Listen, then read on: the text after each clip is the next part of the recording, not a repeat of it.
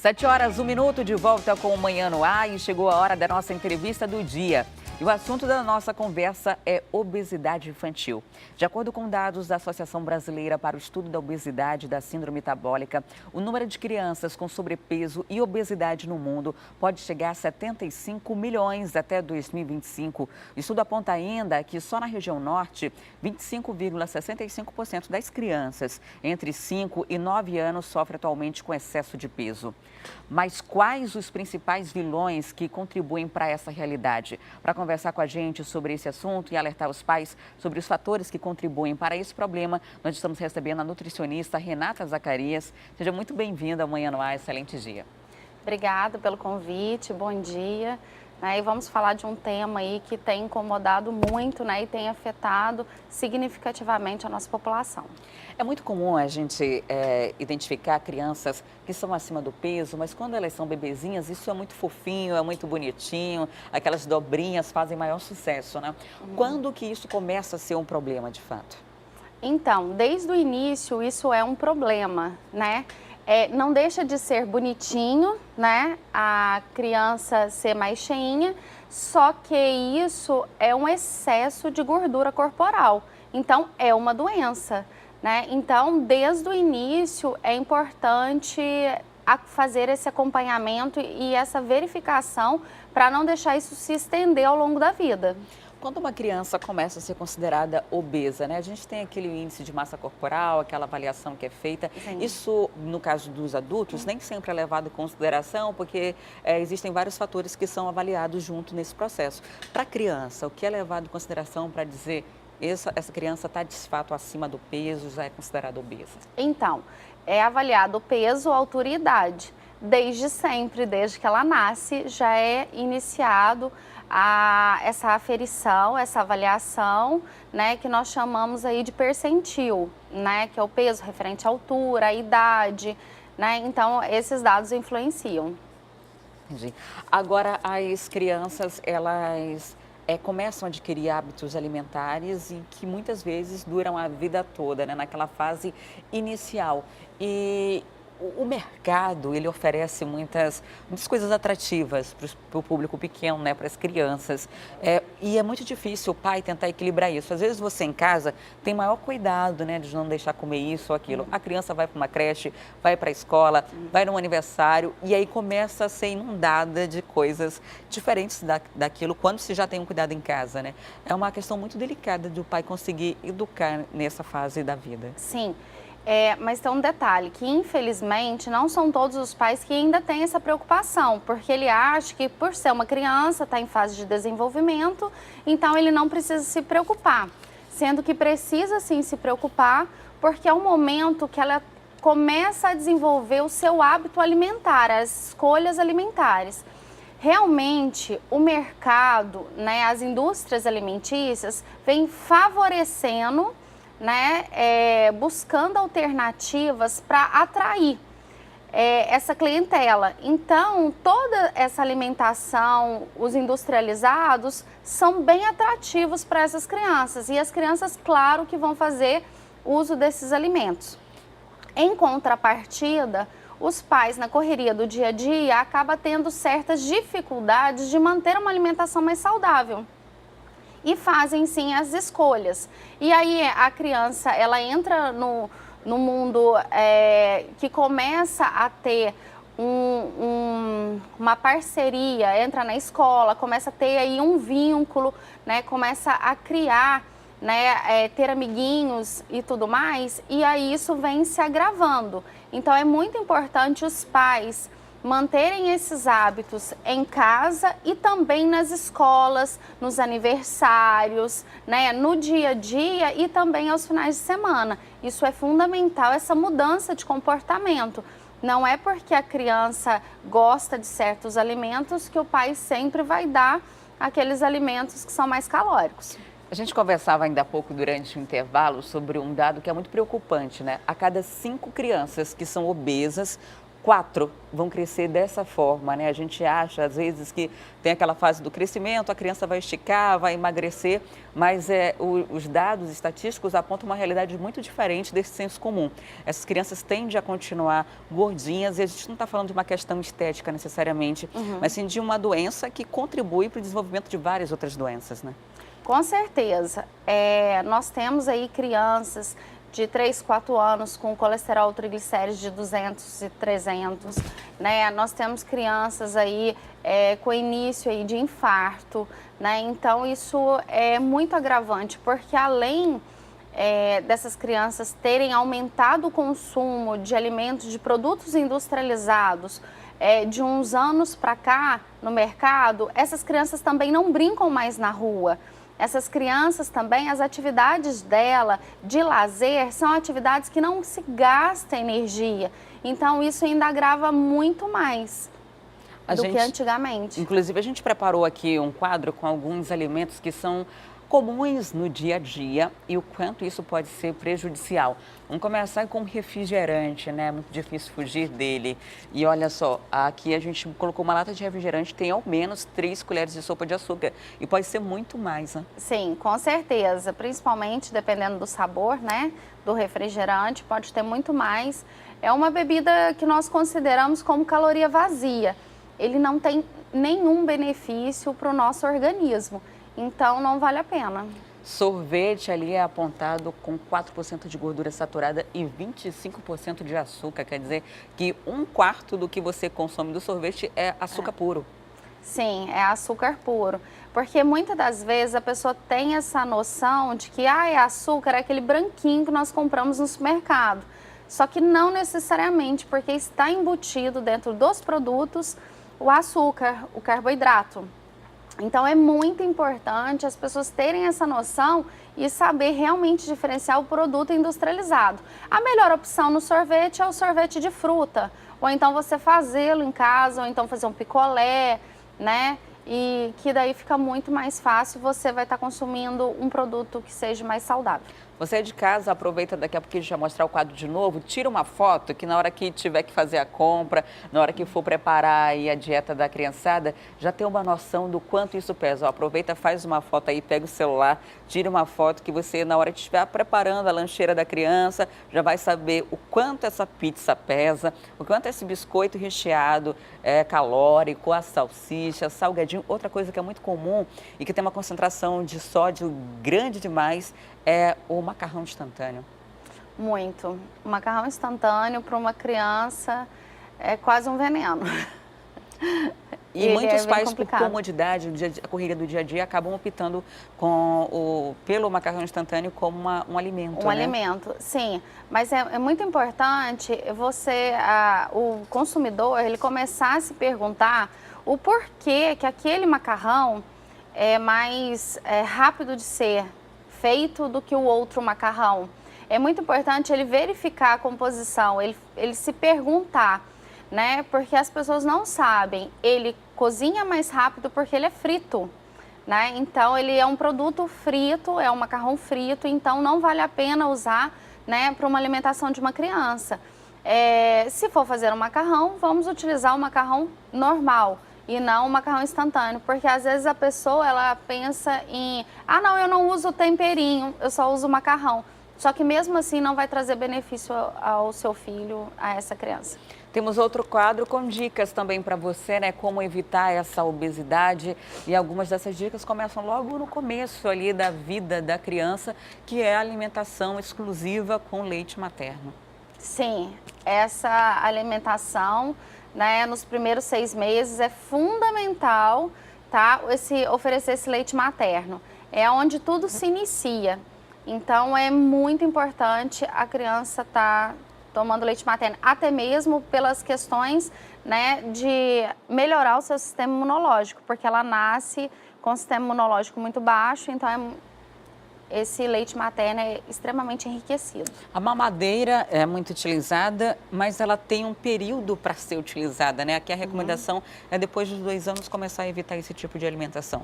Sim, porque a criança aos 2 anos, ela já está apta, né, a mastigar os alimentos, a testar novos sabores, testar novas texturas, né, para ela não ficar uma criança ou desenvolver um adulto com certas dificuldades em textura e sabor, né, que tudo inicia nessa fase. Época, né? As outras 2 dicas têm uma correlação, né? Estimular a brincadeira ativa e limitar o tempo de TV e também de celular, né? De tablets, videogames, esse tipo de coisa. Então, uma coisa tem uma ligação com a outra e hoje é muito comum que as crianças não brinquem mais nos parques, correndo, na rua, por uma série de fatores. Isso acaba sendo influenciado e isso é extremamente importante, né?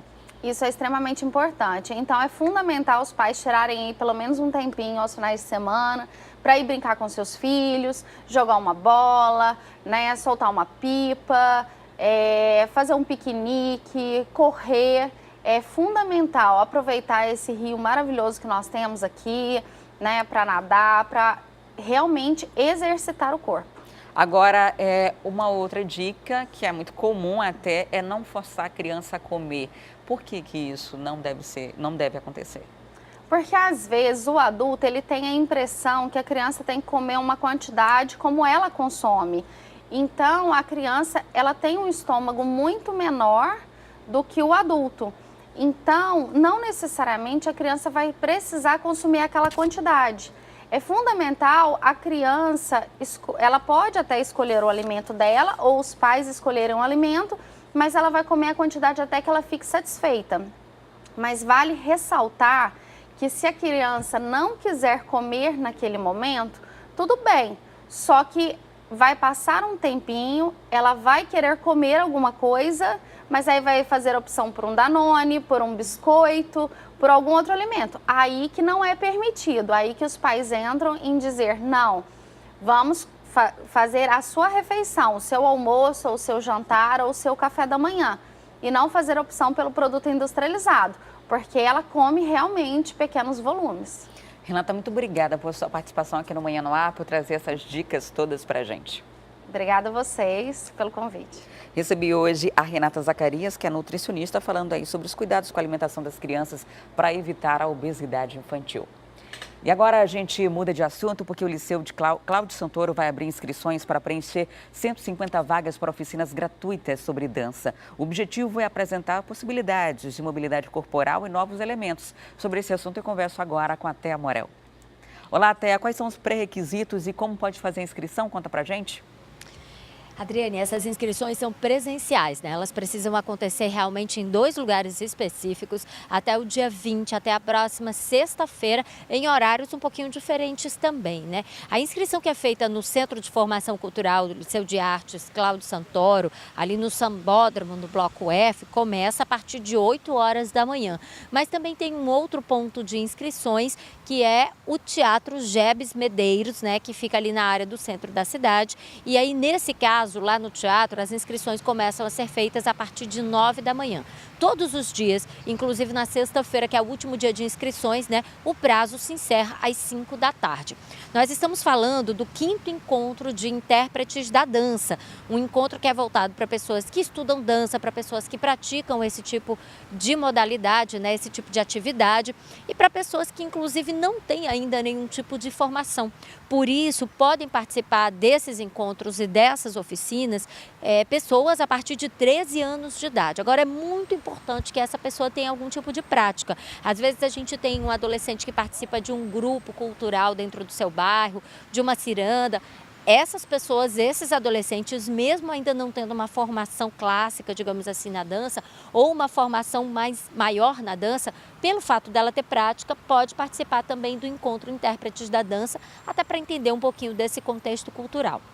É preciso que você tenha a partir de 13 anos de idade, mas quem for menor de idade, quem tiver menos de 18 anos, né, tem que apresentar, tem que estar acompanhado do responsável legal, né, de uma pessoa maior de idade que vai atestar que aquela pessoa ali pode participar das oficinas. E os maiores de idade, aí não tem qualquer tipo de problema, é preciso apresentar o RG, é preciso apresentar a documentação que é pedida e a partir daí você pode fazer a inscrição na dança. São 150 vagas disponíveis dentro desse encontro, são 40 vagas por oficinas e são oficinas muito interessantes, são oficinas teóricas com pessoas especializadas, tem apresentação também de artigos científicos. A gente tem aqui em Manaus, né, uma escola superior de artes e turismo e, portanto, uma escola superior de dança também. E tem pessoas que produziram artigos científicos sobre determinados temas e que vão poder discutir esses artigos, além de você poder ter uma discussão ali mais ampla do contexto da dança, inclusive dentro do contexto socioeconômico, do contexto político que a gente vive. Então, todas essas aulas teóricas estão dentro dessas oficinas do 5º encontro e a gente indica para todo mundo que se interessa bastante pela dança, porque a dança não é só o movimento do corpo, mas principalmente como essa expressão artística se insere dentro do contexto social, dentro do contexto da nossa sociedade. Adriane. Keita, muito obrigada pelas informações. Até daqui a pouco. E o Brasil ainda é o país de poucos leitores. Uma pesquisa feita a pedido do Sindicato Nacional dos Editores de Livros mostrou que só 56% da população costuma ler. Mas hoje, quando se comemora o Dia Nacional do Livro Infantil, a gente mostra uma iniciativa que vem dando certo. É um projeto criado dentro de uma escola pública aqui da capital que incentiva o hábito da leitura nas crianças. Pela boca, sem fazer reviravolta. O futuro a Deus pertence. Um país onde quase metade da população não é considerada leitora. Cada página lida é um sopro de esperança. Eu gosto da leitura porque ela faz eu navegar dentro dela, ela me leva longe. Com a leitura eu posso escrever uma história, criar, até fazer um livro mesmo. A Giovana é aluna do 5º ano desta escola pública na Zona Sul de Manaus. Aprendeu cedo a importância da leitura. É que há 10 anos, a instituição abriga o projeto Autores Mirins, que incentiva a formação de novos leitores e escritores. Ele está na sua 10ª edição, né, esse ano. Ele começou em 2008, quando uma professora que era a coordenadora do projeto, Terezinha Printes, percebeu que nas crianças que elas estavam com uma certa dificuldade na leitura e que também estavam perdendo o gosto, né, por vir na biblioteca, ver livros, por estar muito direcionadas às redes sociais, às coisas digitais. Então, ela perguntou às pessoas se podia criar um projeto que envolvesse, né, o gosto pela leitura e pela escrita, trabalhando as suas coisas. A nossa comunidade, a gente vivencia problemas sociais muito relevantes e a escola ela tem que ser uma escola inovadora, uma escola onde as crianças venham para aprender, mas de uma forma prazerosa. E nada melhor do que essa prática da leitura. A cena na biblioteca é comum. Toda semana, durante 1 hora, a turma viaja pela literatura de cordel. Outro provérbio do povo, o poeta adianta. Se hoje me encontro triste, atiço minha garganta. E assim se repete com todas as classes do 1º ao 5º ano. Ao final, os alunos escrevem textos que são selecionados para fazer parte da publicação anual do projeto. A Ana Luísa já é escritora mirim. Aos 10 anos, ela teve um de seus textos publicados na edição do ano passado. Eu me esforcei muito e quando eu soube que eu fui selecionada, fiquei muito feliz. O projeto tem dado tão certo que em 10 anos, 9 publicações já foram lançadas. A professora conta que o projeto mudou a relação das crianças com os livros. A gente percebe pela vontade que eles vêm para a biblioteca. Por exemplo, todo ano ano letivo que começa, eles já querem saber quando a biblioteca estará disponível para eles já fazer parte. Como esse ano, por exemplo, eles estão agora já iniciaram, né, os trabalhos na biblioteca, não somente para eles virem como professor, mas também do empréstimo de livros, porque a gente tem essa preocupação. Às vezes a criança não tem livros em casa, às vezes as crianças não têm como comprar um livro, e aqui elas têm essa possibilidade de se envolver no ambiente da leitura. A intenção agora é fazer com que o projeto sirva de inspiração para outras escolas e que a semente plantada hoje possa dar muitos frutos no futuro. Você pretende continuar escrevendo, assim, quem sabe um dia se tornar uma escritora? Eu pretendo ser escritora de poesias, continuar lendo. Sinto em cada sorriso o mais variado aroma. Escutando esse ditado, quem tem boca vai a Roma. E vai ser divulgada amanhã a primeira chamada do Bolsa Idiomas, que oferece bolsas de estudo total e parcial para quem quer cursar inglês e espanhol em instituições privadas. Quem tem os detalhes sobre esse assunto é a Thea Morel. Na verdade, o Danilo Alves é que tem os detalhes, a gente conversa agora ao vivo com ele. Olá, Danilo. Onde é que vai ser divulgada a lista dos selecionados? Conta pra gente. Adriane Diniz, a partir de amanhã, 19 de abril, desde cedo, o portal do Serviço Público Municipal Inclusão Socioeducacional da escola, no caso o site, que vai aparecer agora aqui para você, que vai ser o link para você ver se você foi contemplado ou não com Bolsa Idiomas. Para quem não lembra, o programa é feito para maiores de 16 anos que estejam cursando o ensino médio ou não e que tenham renda familiar até um salário mínimo e meio, que dá mais ou menos uns R$ 1.431.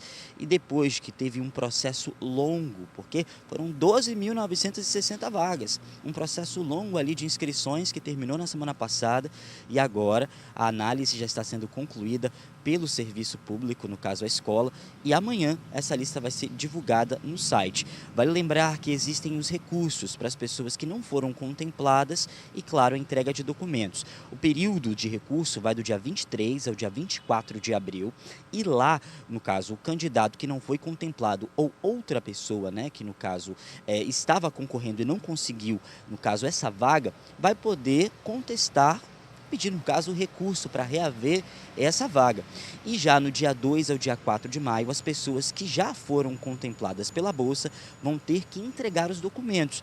E, sim, comprovar que você tem uma renda de um salário mínimo e meio e também, lógico, tem todos os quesitos certos para você concorrer, no caso, agora, efetivamente, receber essas aulas, né?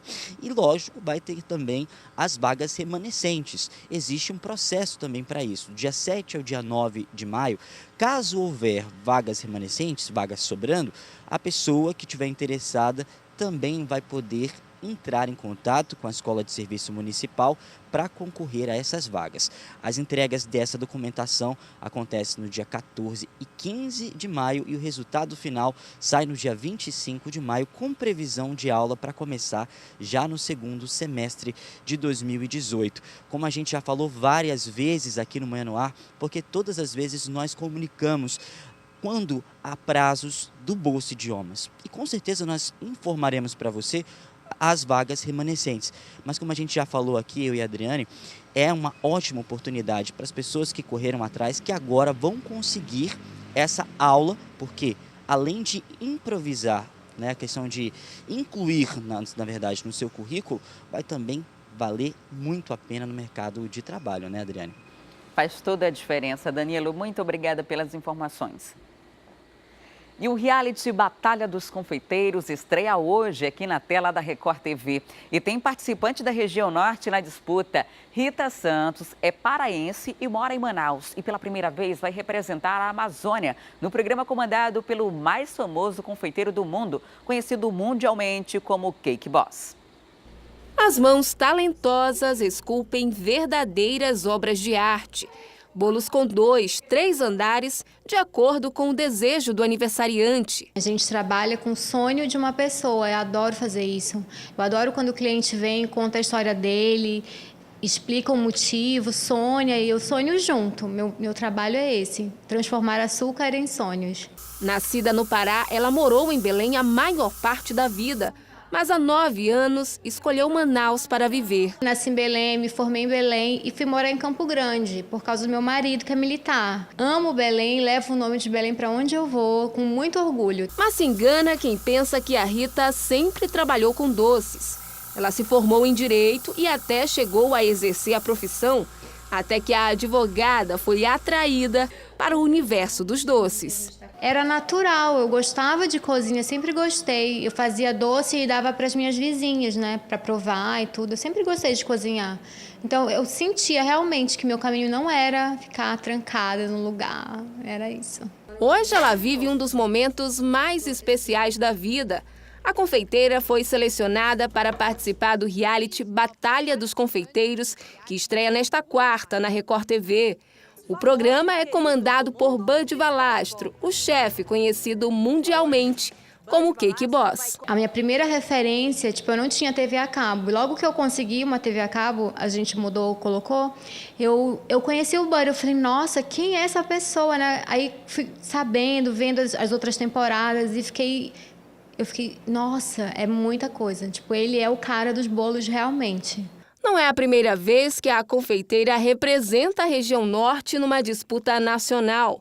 Em 2014, ela ganhou o concurso de bolo mais bonito do Brasil no programa Hoje em Dia, também na Record TV. Foi uma oportunidade também que surgiu, eu também me questionei, porque eu sempre me preocupo com isso.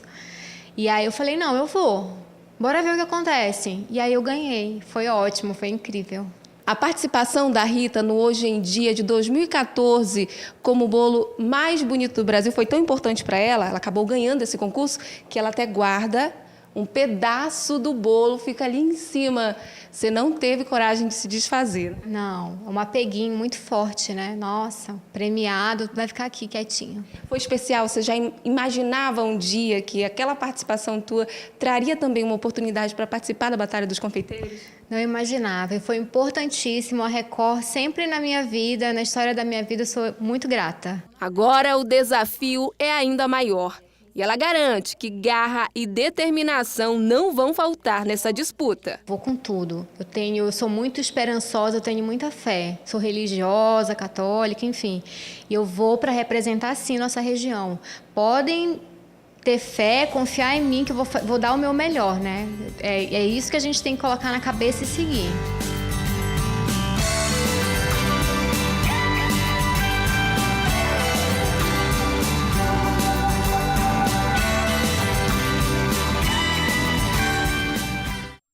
Boa sorte, a gente vai ficar aqui na torcida. E agora a gente tem informação do trânsito para você que está acompanhando o Manhã no Ar. Nós estamos nesse exato momento com o nosso drone sobrevoando o viaduto Miguel Arraes e o trânsito é bastante complicado, né? Esse trecho aqui é a Avenida Efigênio Salles, né? Ali na parte de cima do vídeo, você vê quem vai para Maceió, quem segue para Mário Ipiranga Monteiro, antiga Recife, na alça do meio, e quem desce o viaduto está vindo no sentido da Avenida Efigênio Salles, né? Porque aqui é onde tem a divisão da Daci Vargas com a Efigênio Salles. E o trânsito é lento para quem desce a alça do viaduto nesse sentido e para quem está na parte de baixo também, tanto para quem segue para Daci Vargas, quanto para quem vem para o Complexo Viário Gilberto Mestrinho, usando a Avenida Efigênio Salles como acesso. Trânsito lento nessa área, então quem precisar circular por aí já sabe que vai precisar ter paciência nessa manhã. E agora eu tenho uma última informação para você, porque o Ministério Público Estadual e a Polícia Civil deflagraram na manhã de hoje uma operação chamada de concreto armado contra desvio de verba pública e fraudes em licitações. Mandados de prisão e busca e apreensão são cumpridos desde as 5 horas da madrugada de hoje. A ex-secretária de Infraestrutura, Valdívia Alencar, é um dos alvos de mandado de prisão. Mais detalhes você acompanha daqui a pouco sobre os outros alvos e informações detalhadas da operação a partir das 11 da manhã no programa Alô Amazonas com Wilson Lima. Eu vou ficando por aqui, um excelente dia para você, que você tenha uma ótima quarta-feira e amanhã bem cedinho estou de volta a partir das 6 horas. Você fica agora com Fala Brasil, as notícias do Brasil e do mundo, logo em seguida Hoje em Dia e 11 da manhã, Alô Amazonas ao vivo com informações da Operação Concreto Armado. A gente vai ficando por aqui, um excelente dia para você. Tchau, tchau.